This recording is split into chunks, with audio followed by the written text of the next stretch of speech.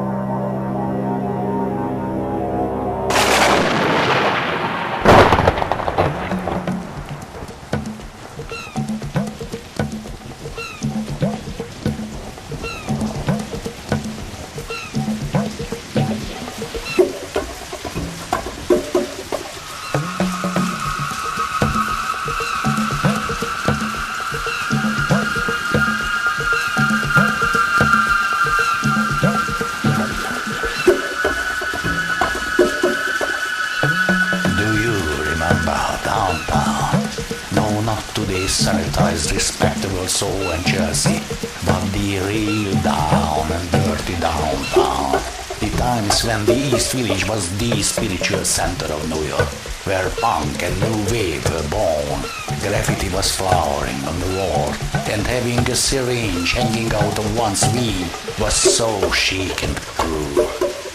Where the AIDS epidemic reached its highest point, where riot police broke into illegal tenements and shooting galleries, speakeasies and bars. Where the natives protested against Mammon by throwing garbage cans at the glass gates of young bankers' luxury fortresses. Where Super 8 movies were made, street theater and performances were scaring off pastel-colors clothed tourists. Where feminists and gays were handing out flyers, where in each building either a club or gallery, strange restaurant, alternative meeting spot or both kept on rocking 7/24. Then, if somebody overdosed in a party, they just put the body out of the hallway and the party was rolling on. We were reading the East Village Eye then, and made scenes at Max's Kansas City bar, and called it a day by passing out on the kitchen's floor.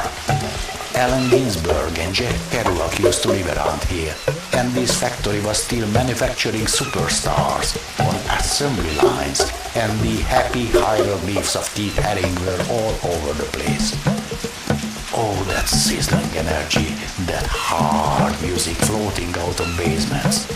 Lou Reed, Jimi Hendrix, Bob Dylan, the New York Dolls, Patti Smith, and the hip-hop. the wild, wild side. Do you remember Peter Harris and the Squad Theater? You know that tall, bald one with a monkey on his back and King Solomon's ring on his penis. Do you remember Mr. Dead and Mrs. Free? Do you remember 256 West 23rd Street? Do you remember Yogi Dog and the DNA?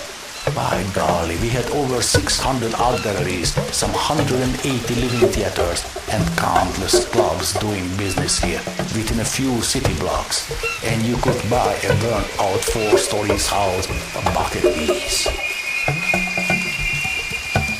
This long-gone world is currently being commemorated by the Downtown Show in New York University's Grey Art Gallery. Some 450 paintings, sculptures, videos, posters, and other memorabilia are being exhibited to evoke the ghosts of the golden age of New York. The visitors of the show are mostly polite young men, just dropping by in between filling out grant applications just to check out how their parents used to live and die in the city of legends. They live with an ironic expression on their face. They are hoping that the boss will give them a raise tomorrow at the Piss Factory.